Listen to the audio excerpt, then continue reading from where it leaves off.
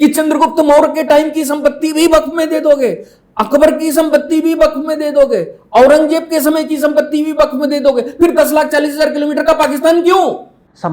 आज वक्फ बोर्ड 2013, आज का वक्फ बोर्ड 1995, 1954 वाला वक्फ बोर्ड क्यों नहीं है? 1954 वक्फ बोर्ड का मतलब है भारत सरकार। लोग जो हिंदुस्तान में आए वो वहां हजारों एकड़ जमीन वहां छोड़कर आए, वो किसकी हो गई? सरकार को एक संपदा विभाग बनाना था, उसने वक्फ बोर्ड बनाया, उसका नाम वक्फ बोर्ड रखा, और जो सबसे बड़ा ब्लंडर हुआ उसमें मुसलमानों को ही रख दिया। सवाल इसका यह है कि अब हम 25 करोड़ हैं, भारत को इस्लामिक राष्ट्र बनाने के लिए जिन्ना ने पाकिस्तान बनाया था, हिंदुस्तान को फतेह करने के लिए जिन्ना ने पाकिस्तान बनाया था, अब हमारी आबादी हो गई है, सारा हिंदुस्तान हमारा है, तुम वक्फ की इतनी सी संपत्तियां कैसे वापस ले सकते हो? हम तो पूरा हिंदुस्तान लेने के लिए बैठे हैं। नमस्कार, हमें शुरुआत से समझने की कोशिश करेंगे। सबसे पहले तो हमें ये बताइए कि इतने शोर में जो हुआ है वक्फ कानून, वक्फ क्यों है, क्यों बना, कब आया वक्फ इस देश में? देखिए, सबसे पहले वक्फ एक्ट 1954 आया, नेहरू जी ने उसको बनाया था, सरकार ने बनाया था। 1954 के कानून के आने का कारण ये था कि पार्टीशन हुआ, और पार्टीशन के समय पर आबादी इधर से उधर गई। अब सवाल ये पैदा होता है कि जो व्यक्ति की व्यक्तिगत प्रॉपर्टी थी, जो लोग यहाँ से गए उनकी व्यक्तिगत प्रॉपर्टी थी, जो लोग वहाँ से आए उनकी व्यक्तिगत प्रॉपर्टी थी, तो व्यक्तिगत प्रॉपर्टी को तो हम सेटलमेंट कर रहे थे कस्टोडियन के थ्रू, लेकिन जो सार्वजनिक संपत्ति थी उसका क्या?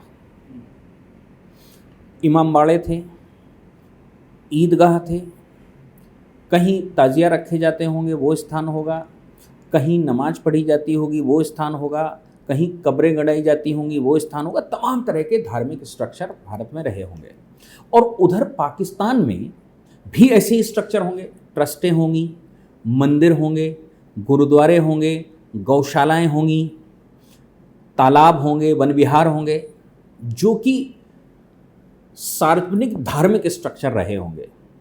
तो हम बात कर रहे हैं सार्वजनिक धार्मिक स्ट्रक्चरों की, जो इधर भी थे और उधर भी थे। अब सार्वजनिक धार्मिक स्ट्रक्चर, जब आबादी पूरी इधर की उधर चली गई, मैं उसकी बात नहीं कर रहा हूं कि आबादी रोक ली गई, रोक ली गई ये डिस्क्रिशन था, जानी है ये कानून है। आबादी का पूरा इधर से उधर और उधर से इधर आना है, ये कानून है।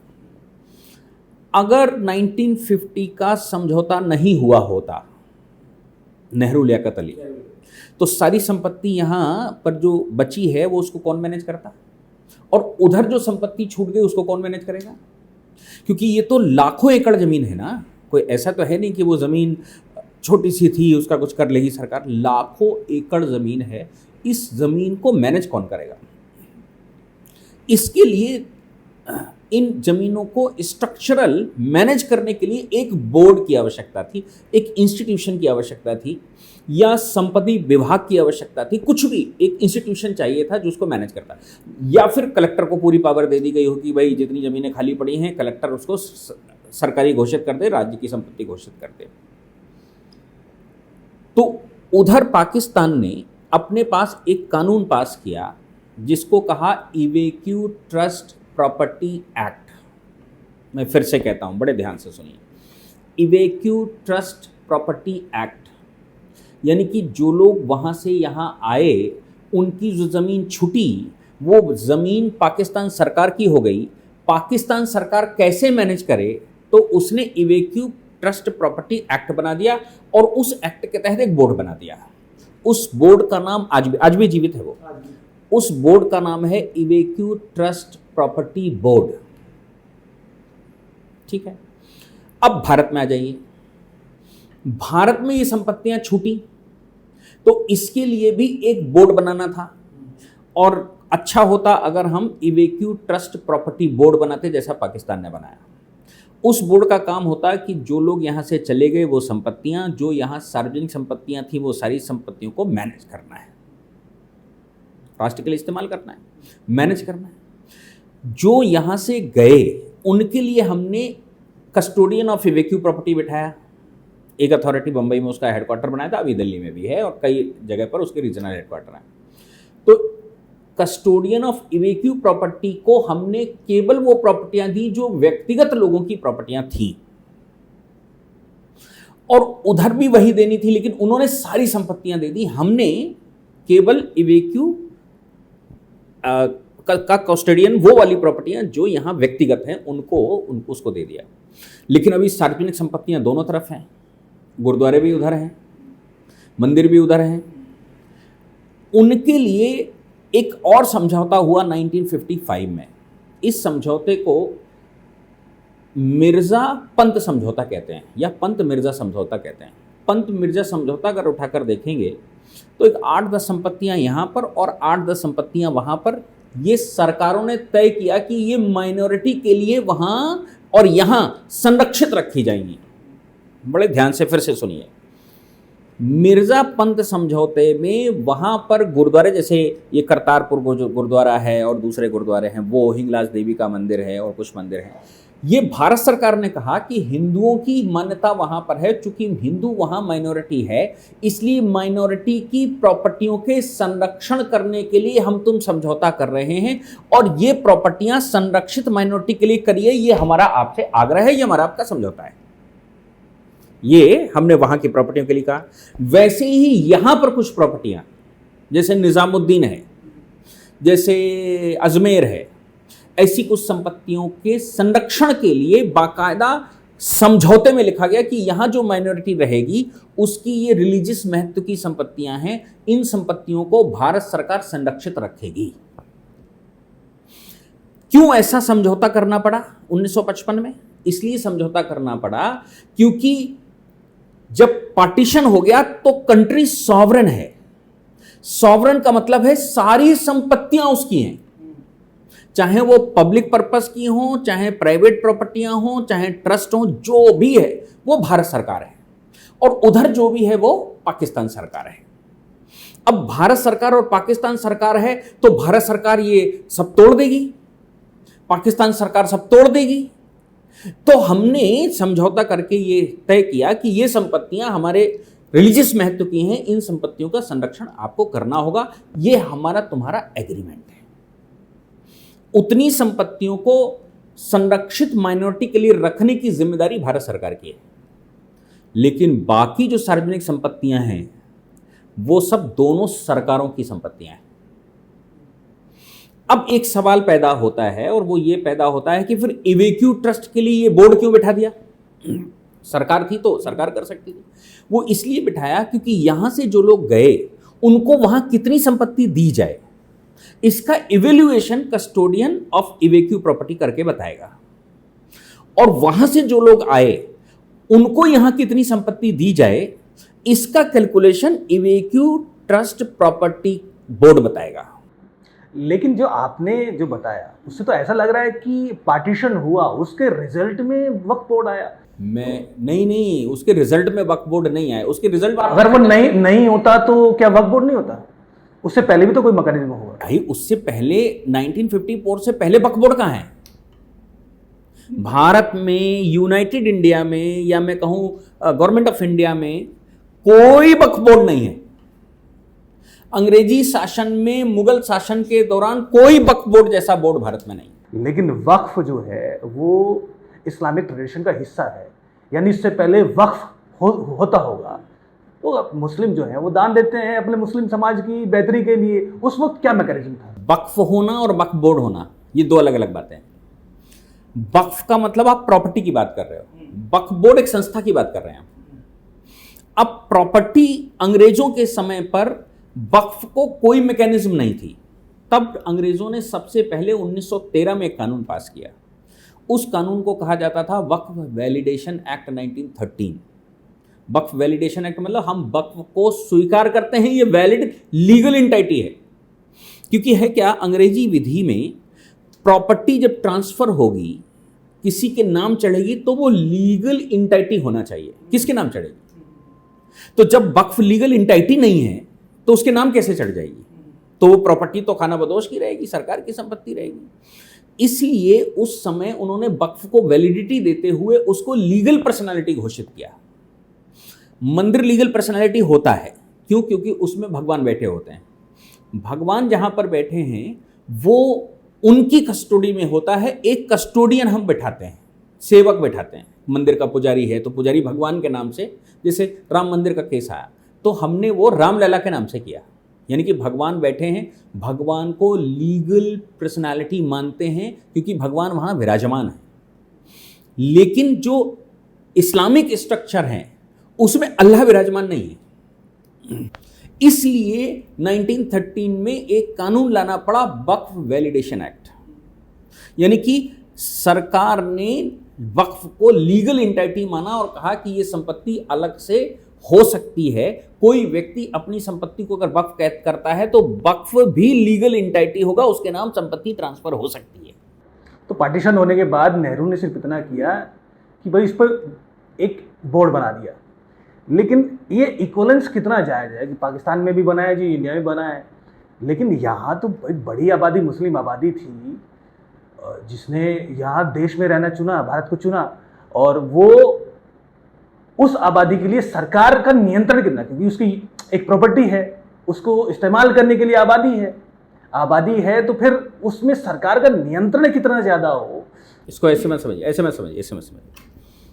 नेहरू लियाकत समझौता ना हुआ होता तो यहां मुसलमान होता क्या? सवाल यह है, क्योंकि 1947 में जब पार्टीशन हुआ तो पार्टीशन के बाद मुसलमान रुकना था क्या? यहां हिंदू रुकना था क्या? वहां पूरी आबादी को ट्रांसफर होना है, तो यह सवाल ही नहीं पैदा होता। यह तो नेहरू लियाकत समझौते की वजह से चॉइस मिली। आपके पास चॉइस कहां है भाई? हम दो भाइयों का बंटवारा हो गया, मेरे पास चॉइस कहां है? बंटवारा हो गया, जमीन मिल गई। उससे पहले संविधान बन चुका था भैया। मेरी बात समझो, संविधान बन चुका था, संविधान में प्रावधान इस बात के रखे गए थे कि आप पूरी आबादी की पार्टिकुलर डेट है, इस डेट से पहले इधर की उधर डालेंगे।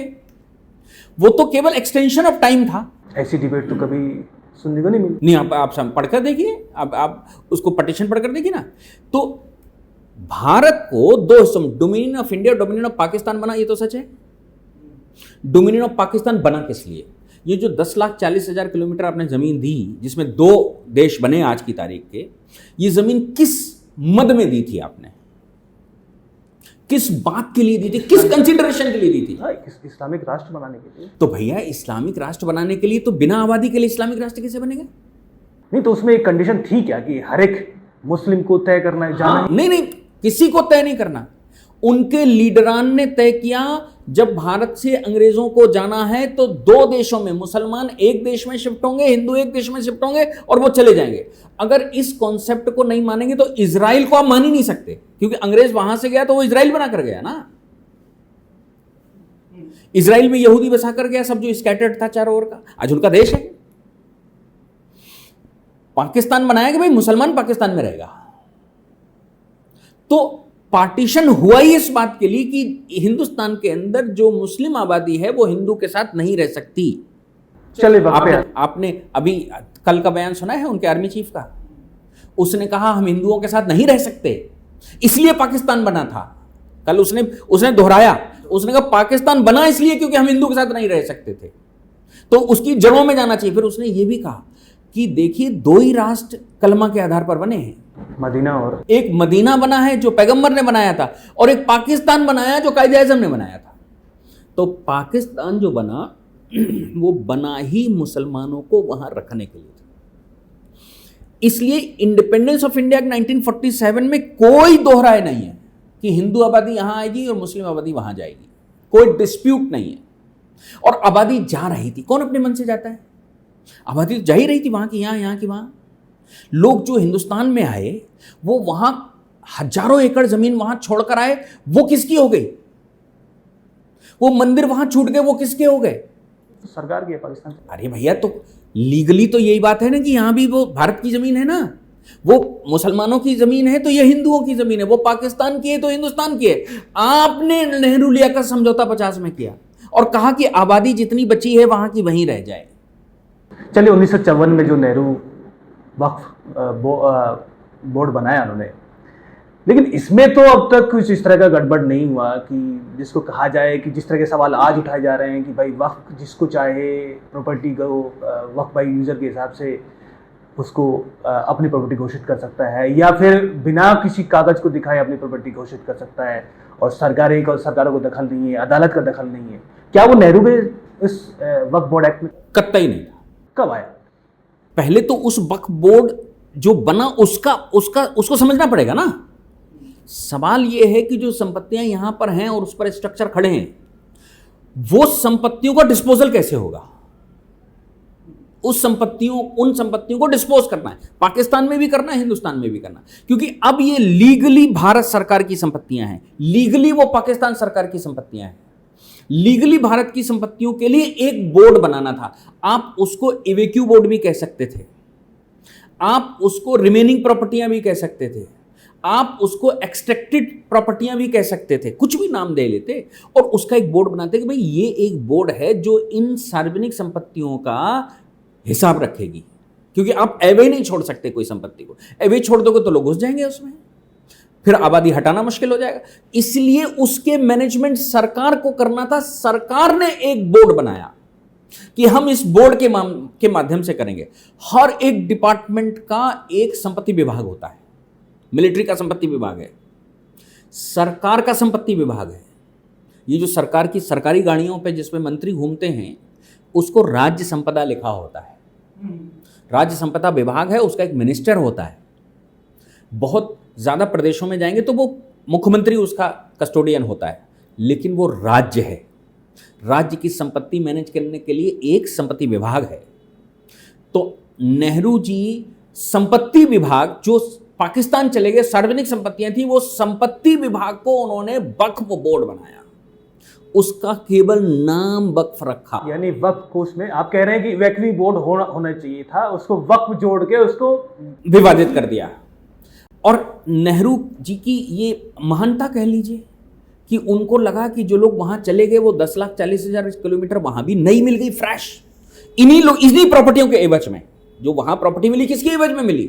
वो इन्हीं संपत्तियों के एवज में वहां संपत्ति मिली। और यहां पर भी 10 लाख संपत्तियां निकल आई। इसका मतलब यह हो गया कि जो लोग पाकिस्तान गए वो वहां फ्रेश संपत्तियां ले गए और यहां की संपत्तियां भी इस्लामिक ही बनी रही। तो फिर हमें बताइए कि पार्टीशन का मतलब क्या है?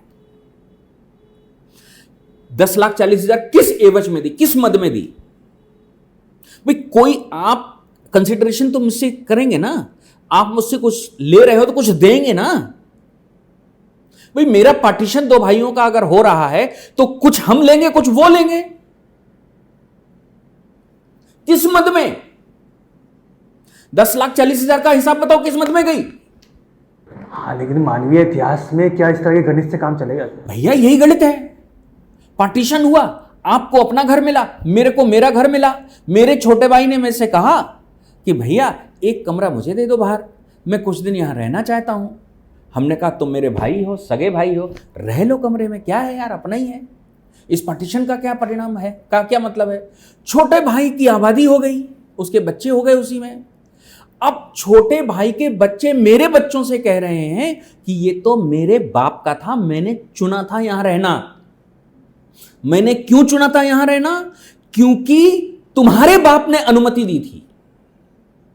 तुम्हारे बाप ने अनुमति ही क्यों दी थी इस कमरे में रहने के लिए? अब ये मेरा है और यही मेरा नहीं है, जो तुम्हारा वाला है वो भी मेरा है। क्योंकि मेरी आबादी बढ़ रही है, हम जाएं कहां? हम तो तुम्हारे घर में रहेंगे। तुम 2 बच्चे पैदा कर रहे हो, हम 14, तो कहीं तो रहने की जगह देखो। बाप दादों की जमीन है, बंटवारा हुआ, ये वो विषय है। खैर, हम लोग भटक रहे हैं। विषय ये है कि सरकारी संपत्तियों को मैनेज करने के लिए सरकार को एक संपदा विभाग बनाना था। उसने वक्फ बोर्ड बनाया, उसका नाम वक्फ बोर्ड रखा। और जो सबसे बड़ा ब्लंडर हुआ उसमें मुसलमानों को ही रख दिया।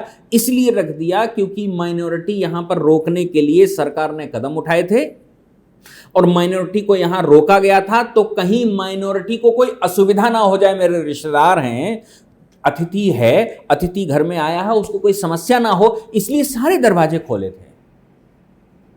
लेकिन अतिथि ने कहा जितने दरवाजे खोले थे वो सब मेरे बाप के हैं। जिसको जाना था पाकिस्तान, उसको यहां रहने की अनुमति दी। उसने कहा कि जो यहां प्रॉपर्टियां हैं वो भी मेरी हैं। अच्छा, सरकार ने वक्फ बोर्ड बना दिया और कहा तुम ही मैनेज करो।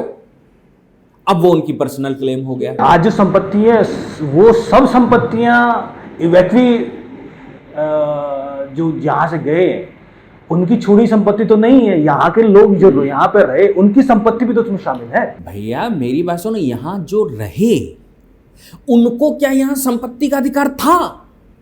संपत्ति तो पाकिस्तान चली गई सारी भैया, 10,40,000 तो वहां चली गई और किसी ने रोका नहीं था। यहां आपको जाना था, आपको सिंपैथी वश यहां रोक लिया सरकार ने। हाँ, लेकिन नेहरू जी ने तय कर लिया कि अब आप यहीं रहेंगे। अब दूसरी बात, क्या करें? अब आपकी बात, तो आपकी जो व्यक्तिगत संपत्तियां हैं उन पर तो आप बच सकते हो, लेकिन जो सार्वजनिक सरकार की संपत्तियां वो कैसे हो जाएंगी आपकी?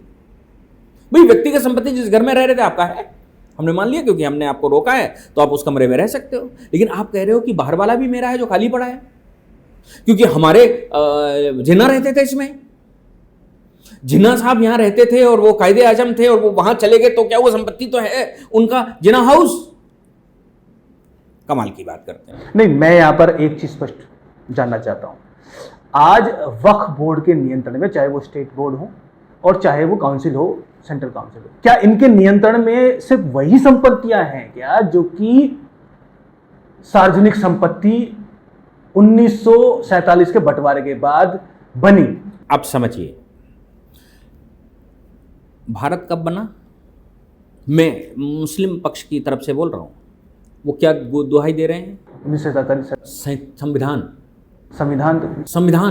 संविधान ने मुझे अधिकार दिया है। पार्टीशन तो हो गया सो हो गया, संविधान ने अधिकार दे दिया ना, तुम बड़े भाई थे, तुमने संविधान बनाया, अधिकार दे दिया। और भारत का पितामह का पिता कौन है? गांधी। तो नया भारत हो गया। पिता जब पैदा हुआ तभी तो भारत पैदा हुआ। अरे भाई, मैं ये नहीं कह रहा हूं कि भारत लाखों साल पुराना है, मैं उनकी बात कर रहा हूं, उनके शब्दों में, नेहरू जी के शब्दों में, राष्ट्रपिता महात्मा गांधी। और भारत का जो शास्त्र है वो कॉन्स्टिट्यूशन, ठीक है ना? अब कॉन्स्टिट्यूशन और पिता के आने के बाद जो संपत्तियां अर्जित की होंगी वही तो वक्फ बनाओगे। नहीं समझे? अरे नया देश बन गया, नया पाकिस्तान बन गया। जो पुराना वाला था सिस्टम, मुगलों ने और अरबों ने और फलानों ने ढिमाकों ने, उसका तो पाकिस्तान बना भैया। अब जो बचा वो क्या बचा? वो बचे गांधी जी, वो बचा संविधान। तो गांधी और संविधान के बाद जो संपत्तियां अर्जित करके वक्फ में डाली वही तो लोगे। फिर देखिए, कंफ्यूज मत होइए, वो संपत्तियां जो थी वो पाकिस्तान चली गई, उसका तो उड़ान हो गया। कभी चकबंदी का कोई हिसाब देखा है? चकबंदी, consolidation of properties. Consolidation of properties में क्या होता है? जैसे मेरी 10 गांव में संपत्ति मैंने 10 साल में खरीद ली, 10 साल में सरकार एक बार कंसोलिडेशन करके एक जगह सारी संपत्ति हमको दे देती है। जो मैंने खेत खरीदे थे वो सब वहीं छोड़ देती है, वो किसी और को दे देती है। ये कंसोलिडेशन ऑफ प्रॉपर्टीज था, consolidation of properties of Muslims, consolidation of properties of Hindus. Consolidation of properties of Muslim means consolidation in the Pakistan. वहां चकबंदी करके सारा वहां दे दिया एक जगह पर, और जो यहां बचा वो यहां वालों को दे दिया। अब जो यहां से संपत्ति वहां चली गई, मेरे पड़ोस वाले गांव से मेरी संपत्ति मुझे यहां भी मिल गई और वहां वाले खेत पर भी मेरा कब्जा रहेगा, क्योंकि मेरे बाप दादे उसको जोतते थे। और कानूनन आपको यहां संपत्ति मिल गई, इस गांव में आपकी यहां 5 बीघा थी, 7 बीघा हो गई, और वहां जो 2 बीघा आई वहां से उठकर वो कह रहे हो वो तो मेरे बाप दादे जोतते थे। कैसे हो सकता है साहब कि 7 बीघा ये भी ले लोगे, 2 बीघा वो भी ले लोगे? आपकी 5 बीघा का हिस्सा था, आप कैसे ले लोगे 9 बीघा? आपकी प्रॉपर्टी 10,40,000 किलोमीटर ईस्ट पाकिस्तान और वेस्ट पाकिस्तान चली गई, और यहां से उड़कर चली गई वहां, यहां की एवज में वहां दे दी, और यहां पर बाप दादों की संपत्ति बनी रहेगी। और यहां कह रहे हो कि भाई हम पुराना मानते नहीं है, हम तो ये मानते हैं कि गांधी जी से शुरू हो रहा है और कॉन्स्टिट्यूशन यहां का शास्त्र है, बाकी तुम्हारे वेद पुराण अपने घर में रखो, उनसे हमें कोई मतलब नहीं है। आप बताओ चंद्रगुप्त मौर्य के टाइम पर क्या था, आपका अशोक के टाइम पर क्या था, आपको कि चंद्रगुप्त विक्रमादित्य के टाइम पर क्या था, आपको गुप्तों के समय पर क्या था? कह रहे उनसे क्या मतलब है? संविधान कल बना, इससे बात करो ना। तो हम संविधान से बात कर रहे हैं। अब हम संविधान से यह पूछ रहे हैं कि जो संविधान के बाद संपत्तियां तुमने खरीदी, उनको वक्फ में दिया, वही तो प्रॉपर्टी वक्फ को दोगे। कि चंद्रगुप्त मौर्य के टाइम की संपत्ति भी वक्फ में दे दोगे, अकबर की संपत्ति भी वक्फ में दे दोगे, औरंगजेब के समय की संपत्ति भी वक्फ में दे दोगे, फिर 10,40,000 किलोमीटर का पाकिस्तान क्यों? नहीं, ये तो सरकार के नियंत्रण में है ना। सरकार के नियंत्रण में है, यही तो समस्या है कि सरकार कह रही है कि इसका जो बोर्ड बनेगा उसमें हम 2 नॉन मुस्लिम डालेंगे। कह रहे कैसे डाल सकते हो? सरकार का नियंत्रण क्यों है? सवाल तो यही है कि सरकार आपने जो कैरेक्टराइजेशन बोर्ड का किया 1954 में जो बना वो डिफरेंट है। आज की उसमें वक्फ बोर्ड की ये जो पेरिफेरी क्रिएट होती है वो नहीं। आप आज जो वक्फ बोर्ड है उसकी परिभाषा तो कुछ और ही है। आज वक्फ बोर्ड 2013, आज का वक्फ बोर्ड 1995, 1954 वाला वक्फ बोर्ड क्यों नहीं है? 1954 वक्फ बोर्ड का मतलब है भारत सरकार मैनेज करने के लिए एक बोर्ड बना रही है, उस बोर्ड में एक सीईओ बिठा रही, उस बोर्ड में समय के साथ समझ में आता है सरकारों को कि ये जो संपत्ति है, वक्फ का मतलब है कि समाज, उस मुस्लिम समाज के लिए उस संपत्ति का उपयोग हो, सदुपयोग हो। तो समझ में आया होगा 1995 तक आते आते कि भाई देखिए इसमें कुछ अनोमली रह गई है, इसको ठीक करते हैं। उन्होंने संशोधन किया। संशोधन करने के बाद 1995 में एक ट्रिब्यूनल बना दिया, बोले कोर्ट का दायरा भी बाहर। उससे पहले क्या था, कोई अगर वक्फ बोर्ड में संपत्ति चढ़ जाती थी, मुस्लिम की ही संपत्ति चढ़ गई तो हम मुकदमा लड़ लेते थे कोर्ट में। 95 में उन्होंने कह दिया अब कोर्ट नहीं जाएगा, अब तो ट्रिब्यूनल करेगा। और ट्रिब्यूनल का कॉन्स्टिट्यूशन क्या, उसमें भी मुसलमान बिठा दिया। यानी कि अब डिस्प्यूट कोर्ट में नहीं जाएगा। डिस्प्यूट वो रिलीजियस प्रॉपर्टी का था ही नहीं, डिस्प्यूट तो प्रॉपर्टी का था कि ये प्रॉपर्टी है, ये मेरी है कि आपकी है। आप बोर्ड हैं, आप इंडिविजुअल हैं, आप कोई मुसलमान हैं, आप कोई हिंदू हैं, आप कोई वक्फ हैं, आप कोई मंदिर हैं, आप कोई ट्रस्ट हैं, जो भी हैं, ये प्रॉपर्टी किसकी, इस बात का डिस्प्यूट है। इसमें रिलीजन कैसे घुस गया? तो सरकार को लगा कि इसका इस्तेमाल, चलिए इस्तेमाल मुसलमानों के वेलफेयर के लिए होना चाहिए। आर्टिकल 29 है, 30 है। हम यही तो कह रहे हैं भैया कि आज की सरकार को भी तो यही लग रहा है कि इसका इस्तेमाल मुसलमानों के वेलफेयर के लिए होना चाहिए, वक्फ बोर्ड के लिए नहीं, वक्फ बोर्ड के मेंबरान के लिए नहीं, मुतवल्लियों के लिए केवल नहीं। यानी कि जो बैठ गया संपत्ति पर वो बंदर बांट करेगा क्योंकि उसको बिठा दिया। ये वैसा प्रकरण है। फर्स्ट बंटवार के बाद एक डिपार्टमेंट बना, जब लीग ऑफ नेशन बना तो एक डिपार्टमेंट बना लीग ऑफ नेशन में, ये ट्रस्टीशिप काउंसिल। साउथ अफ्रीका को नाइजीरिया का दे दिया गया कि भाई तुम एडमिनिस्ट्रेशन करो, जब तक यहां कोई बाइबल अथॉरिटी नहीं बैठ जाती, जब तक यहां कोई पॉलिटिकल अथॉरिटी तैयार नहीं हो जाती, तब तक तुम प्रशासन करोगे। ट्रस्टीशिप काउंसिल ने कहा, क्योंकि वहां कोई बाइबल अथॉरिटी नहीं थी। साउथ अफ्रीका बैठ गया। साउथ अफ्रीका सेकंड बंटवार हो गया। साउथ अफ्रीका उस पर बैठा था। साउथ अफ्रीका ने कहा नाइजीरिया मेरा है। सेकंड बंटवार के बाद नाइजीरिया के लोगों ने कहना शुरू किया कि भैया संपत्ति हमारी छोड़ो। समझौता तो ये था। साउथ अफ्रीका ने कहा कौन सा समझौता, पिछले 60 साल से 50 साल से हम बैठे। यूएनओ में केस गया, इंटरनेशनल कोर्ट ऑफ जस्टिस में केस गया। इंटरनेशनल कोर्ट ऑफ जस्टिस ने कहा तुम केवल कस्टोडियन थे, ट्रस्टीशिप थे, वो भी ट्रस्टीशिप काउंसिल ने तुमको बिठाया था इसलिए तुम्हारी संपत्ति नहीं है। फिर भी उन्होंने काम नहीं छोड़ेंगे। तब ये हुआ कि शांति सेनाएं भेजेंगे, तब प्रॉपर्टी छोड़नी पड़ेगी, तब नाइजीरिया आजाद हुआ। ये वैसे ही है कि आपने कस्टडी के लिए उसको बिठा दिया, अब वो कह रहा हम छोड़ेंगे ही नहीं। सरकार मैनेज कैसे कर सकती, मैं मैनेज करूंगा। सरकार ने मुझे बिठाया, होगा, आज मैं इस पर बैठा हूं इसलिए मैं इसका मालिक हूं। नहीं, यूजर मालिक नहीं है, वो तो यूजर को तो ऑटोनोमस बनाया ना भारत सरकार ने। तो यूजर अलग चीज है। 3 स्टेक होल्डर हैं वक्फ में। एक है वाकिफ जिसने बनाई, दूसरा है वो मुतवल्ली जो उसका मैनेजर है, और तीसरा है यूजर जिसके लिए बनाई गई। तो जिसके लिए बनाई गई उसको मिल क्या रहा उसमें, मुतवल्ली बैठ गया भैया, और जो वाकिफ था वो पाकिस्तान चला गया। मुतवल्ली तय करेगा आपस में, समाज का अंदर माल की बात करते हैं। फिर अपनी पत्नी की हत्या करके मुकदमा नहीं लड़ना है क्या, क्योंकि वो तय करेगा, उसकी पत्नी है, मार डाले तो क्या हुआ, गर्भ में बच्चा गिरा देगा और ये कहेगा मेरा बच्चा मैं जिंदा रखूं या मार दूं। ये कैसा हुआ है? समाज की आवाज पर, मुस्लिम समाज की आवाज पर 2013 में ऑटोनोमस बना दिया, और लगभग 12-13 साल बाद उसको फिर से चेंज। ऐसे तो सरकारें चेंज करती रहेंगी कानूनों को। तो एक जो ट्रस्ट डेफिसिट है मुस्लिम समाज में और मोदी सरकार के बीच में, वो ऐसे तो बढ़ेगा भैया। ट्रस्ट डिफिशिट या ट्रस्ट आप क्या सब घर लुटाकर करोगे? मैं ट्रस्ट मेरे घर में कोई आदमी घुसा, बाहर वाले कमरे में घुसा था, पूरे घर में घुसेगा और कहेगा कि भैया मुझ पर ट्रस्ट करो, और जब मैं कहूंगा अपने कमरे में रहो, अपने दायरे में रहो, तो कहेगा मेरी तुम्हारी भाई विश्वास बहाल नहीं हो पा रहा, मुझे तो तुम्हारा किचन चाहिए। ये कैसा ट्रस्ट है?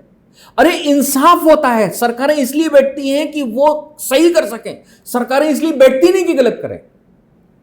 2013 में जाते जाते सरकार को यह लग रहा था मनमोहन सिंह जी की कि वो चुनाव हार रहे हैं, मुस्लिम वोट सारा उनकी तरफ आ जाए, इसलिए उन्होंने ये सब कुछ किया था कि वोट मिल जाए। ये तुष्टीकरण था, ये इंसाफ था ही नहीं। लेकिन तुष्टीकरण जो हो गया और आपको कुछ किसी दूसरे का मोबाइल फोन दे दिया, अब आप कह रहे हो जो जिसका है वो कह रहा भैया ये गलत दे दिया था उन्होंने, कह रहे ऐसे कैसे गलत दे दिया, तब तो मेरा हो गया, ऐसे कैसे होगा? कानून इसलिए बनते हैं गलत करने वाले के ऊपर मुकदमा हो और उसको जेल भेजा जाए। कानून इसलिए नहीं बनते कि किसी को संतुष्ट करना है। अगर संतुष्ट करना ही कानून का काम होता, कोर्ट का काम होता, तो कोई मुलजिम जेल जा ही नहीं सकता। कहेगा मेरा आप पे विश्वास ही नहीं है, जज साहब पे क्योंकि हमें मालूम है तुम जेल भेज दोगे। तो इंसाफ किसको कहोगे? सरकार किसको कहोगे? किस लिए सरकार बैठती है? ये पूरा जो आपने हायरार्की बिठाई रखी है, लाखों कर्मचारी नौकरी पाने के लिए परेशान है, हिंदुस्तान में पैदा होने वाला बच्चा, ये किस लिए बैठेगा? ये चुनाव किस लिए? ये संसद किस लिए? ये कोर्ट किस लिए? लेकिन एक इस्लामिक संस्था में गैर मुस्लिम को सदस्य बना देना, इस्लामिक संस्था कहां भैया? संस्था में नहीं बना रहा। आप अपना मुस्लिम पर्सनल लॉ बोर्ड बनाए हो, ये आपका अपना है, आपके बाप की बपौती है, मर्जी उसको रखो। ये बोर्ड तो सरकार का है। लेकिन क्या सिर्फ मुस्लिम सदस्यों में रखा जा सकता? क्यों? मुझे बताओ क्या कारण है? नहीं, मुस्लिम हमारी संपत्ति है, सरकार की संपत्ति है, सरकार कैसे मैनेज कर रही है वो सरकार तय करेगी। संपत्ति ही आपकी नहीं है। संपत्ति आपकी है कहां? आप बताओ ना। आप बताइए 1947 में पाकिस्तान बनने के बाद संपत्ति पर आपका लीगली अधिकार रहा था कि नहीं? कैसे आपका अधिकार हो गया लीगल? सवाल ये नहीं है जो आप पूछ रहे हो, सवाल इसका दूसरा है। सवाल इसका यह है कि अब हम 25 करोड़ हैं। भारत को इस्लामिक राष्ट्र बनाने के लिए जिन्होंने पाकिस्तान बनाया था, हिंदुस्तान को फतेह करने के लिए जिन्होंने पाकिस्तान बनाया था, अब हमारी आबादी हो गई है, सारा हिंदुस्तान हमारा है। तुम वक्त की इतनी सी संपत्तियां कैसे वापस ले सकते हो? हम तो पूरा हिंदुस्तान लेने के लिए बैठे हैं। सवाल वहां है। एक और बड़ा सवाल इसमें उठाया जा रहा है कि भाई अगर आप वक्फ में गैर मुस्लिम रखते हो तो क्या आप किसी हिंदू या किसी सिख संस्था में वहाँ भी गैर हिंदू या गैर सिख सदस्य रख सकते हो? इसका जवाब देना चाहिए इवेक्यू ट्रस्ट प्रॉपर्टी बोर्ड को पाकिस्तान में, कि जो हिंदू वहां संपत्तियां छोड़कर आए थे, जो वहां मंदिर छोड़कर आए थे, जो वहां गुरुद्वारे छोड़कर आए थे, उसमें कितने हिंदू और कितने सिख हैं? वो तो इस्लामिक राष्ट्र है। वो इस्लामिक राष्ट्र है और ये खैरात की जमीन है। कमाल की बात है, बंटवारा हुआ, बंटवारे में जमीन दे दी। जमीन देने के बाद सवाल ये पैदा होना चाहिए था कि पाकिस्तान सरकार का बोर्ड मुसलमानों किसे भरा क्यों है, उसमें हिंदू क्यों नहीं? क्योंकि वही संपत्तियों के एवज में ये संपत्ति यहां पर है।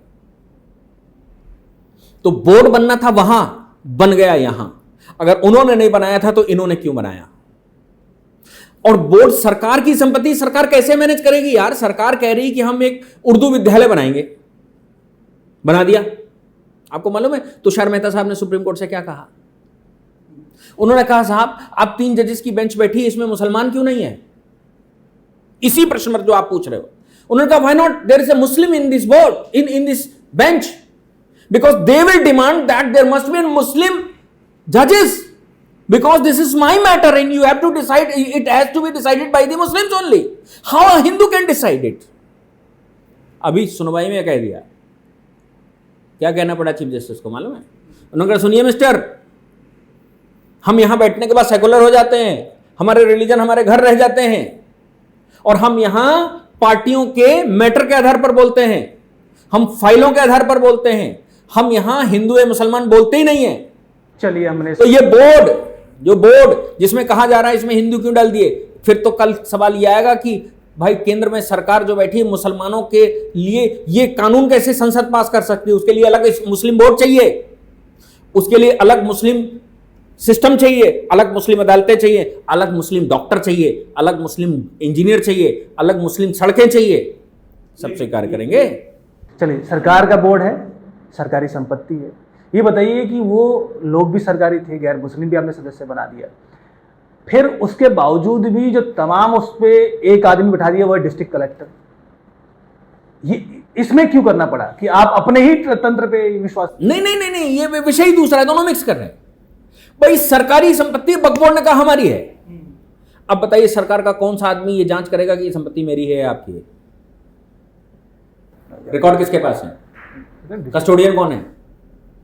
डिस्ट्रिक्ट वाइज तो डिस्ट्रिक्ट कलेक्टर ही होता है जो डिस्ट्रिक्ट की सारी प्रॉपर्टियों का रिकॉर्ड रखता है। उसकी अदालत होती है बाकायदा, डिस्ट्रिक्ट कलेक्टर की अदालत होती है। डिस्ट्रिक्ट कलेक्टर एक क्वासी जुडिशियल बॉडी है। डिस्ट्रिक्ट कलेक्टर का जो जजमेंट है वो उनके बोर्ड से डिसाइड होते होते हाई कोर्ट डिसाइड होता है कि सुप्रीम कोर्ट में चैलेंज होता है कि, और उसको लीगल अथेंटिसिटी उतनी ही है जितनी की कोर्ट को है। तो आप ये कह रहे हो डिस्ट्रिक्ट कलेक्टर बैठ नहीं सकता, डिस्ट्रिक्ट कलेक्टर जांच नहीं कर सकता, डिस्ट्रिक्ट कलेक्टर ऑर्डर नहीं कर सकता, कल आप कहोगे हाई कोर्ट ऑर्डर नहीं कर सकता, सुप्रीम कोर्ट ऑर्डर नहीं कर सकता, कल आप कहोगे किसी बोर्ड में ये जो रेवेन्यू बोर्ड बैठा है इसमें मुस्लिम प्रॉपर्टी का डिसीजन मुस्लिम क्यों नहीं कर रहा है, हमें अलग मुस्लिम बोर्ड चाहिए। सवाल तो यही है कि कस्टोडियन है डिस्ट्रिक्ट कलेक्टर, म्यूटेशन करता है डिस्ट्रिक्ट कलेक्टर, रिकॉर्ड मेंटेन करता है डिस्ट्रिक्ट कलेक्टर, सरकारी संपत्तियों का कस्टोडियन है डिस्ट्रिक्ट कलेक्टर, और आप कह रहे हो सरकारी संपत्ति हमने कब्जा कर ली है, डिस्ट्रिक्ट कलेक्टर कौन? ये तो इस्लामिक स्ट्रक्चर है, कहां का ये न्याय है? और वो एक क्वासी जुडिशियल बॉडी है। और इसीलिए तुषार मेहता साहब ने एक लाइन में कहा, सरकार ने एक लाइन में कहा कि अब 3 लोग बैठे हैं, ये मुसलमानों का बोर्ड क्यों नहीं, बेंच क्यों नहीं? इनका सवाल यही है। आप कह रहे हैं कि आर्टिकल 29 और 30 जो किसी भी धार्मिक संस्था के बनाने, उसके प्रचार प्रसार की जो अधिकार दिया गया है, जो स्वतंत्रता दी गई है, उस एम्बिट में वक्फ बोर्ड शामिल नहीं। कैसे हो जाएगा? संपत्ति सरकारी है। भाई मैंने 47 के बाद प्रॉपर्टी खरीदी और वक्फ को दी, अपनी सारी संपत्ति वक्फ को दे दी, किसी को कोई समस्या नहीं। उस प्रॉपर्टी को मैनेज करवाइए, मर्जी हो वैसे करवाइए, आर्टिकल 29, 30 लागू होता है वहां। लेकिन सरकारी संपत्ति पर 29 कैसे लागू हो जाएगा? मेरे बाप दादों की संपत्ति किसी मुसलमान ने कब्जा कर ली, कैसे 29 लागू हो जाएगा? आप मुझे बताइए ना कि संपत्ति पर कैसे लागू होगा? बोर्ड पर लागू होगा, इंस्टीट्यूशन पर लागू होगा, आपकी अपने इंस्टीट्यूशन पर लागू होगा। मेरी संपत्ति पर 29 कैसे लागू हो जाएगा? सरकार की संपत्ति पर 29 कैसे लागू हो जाएगा? लेकिन ऐसे देखें तब तो संशोधन भी नाकाफी। मैं कह रहा हूं ये संशोधन है ही नहीं। तब तो इसको आप बैक टू 1953 की स्थिति में जाना चाहिए। सुप्रीम कोर्ट में मुकदमा होते समय ये बात निकल कर आनी चाहिए कि ये प्रॉपर्टी आई कहां से, ये प्रॉपर्टी पार्टीशन, बिना पार्टीशन के इस पर कैसे डिस्कशन हो सकता है? क्योंकि 10,40,000 किलोमीटर संपत्ति वापस चाहिए हमें, तब ये देंगे हम मुसलमानों को। जब तक वो वापस नहीं मिलेगी कैसे दे देंगे? आपने मेरे से पैसे लिए और आपने मुझे एक प्रोडक्ट दिया, प्रोडक्ट आप वापस मांग रहे हो, पैसे वापस देना नहीं चाहते, कैसे हो जाएगा? मेरा घर ले लिया और अपना घर हमको दे दिया, और अब अपने घर में आप रहना चाहते हो और मेरा घर भी वापस नहीं देना चाहते, कैसे हो जाएगा भैया? इसलिए मूल जड़ को समझिए, ये पूरा विवाद ही निराधार है। ये तो अब केवल शक्ति प्रदर्शन है कि हम में ताकत है, तुम हो 80 करोड़, 100 करोड़, 110 करोड़, तुम हो 80%, लेकिन हम कर लेंगे। क्यों? क्योंकि मेरी जबरदस्ती है, मेरी लाठी मेरी भैंस। यही तो हुआ था सर पाकिस्तान बनते समय। पाकिस्तान में क्या हुआ? डायरेक्ट एक्शन का मतलब क्या था? जिना का डायरेक्ट एक्शन क्या था? 16 अगस्त 1946 क्या था? ये सड़क पे ताकत, ये था कि हम में ताकत है तो हम पाकिस्तान ले लेंगे। कत्लेआम शुरू कर दिया, कांग्रेस ने कहा ले जाओ भैया। ये कह रहे हैं कि हम कत्लेआम शुरू कर देंगे और सरकार कहे ले जाओ भैया। ये नेहरू की सरकार नहीं है इस समय, याद रखिएगा। ये सरकार मोदी जी की सरकार है, ये सही करने आई है, गलत होने नहीं देंगे, लेकिन गलत करने भी नहीं देंगे। मैं तो कहता हूं कि सरकार ने इन लोगों को मोदी सरकार का धन्यवाद कहना चाहिए। पैर धो धो के पीने चाहिए कि सरकारी संपत्ति को मुस्लिम वेलफेयर के लिए इस्तेमाल करने के लिए कह रहे हैं। वो जो मेरी संपत्ति है, जो 100 करोड़ हिंदुओं की संपत्ति है, जो हम वहां से छोड़कर आए थे पाकिस्तान में, जो हम छोड़कर आए थे बांग्लादेश में, वो संपत्ति मेरी है। ये भैया सरकार आपको मैनेज करने के लिए दे रही है तो आपके वेलफेयर के लिए इस्तेमाल कर रही है, पैर धो धो के पीजिए।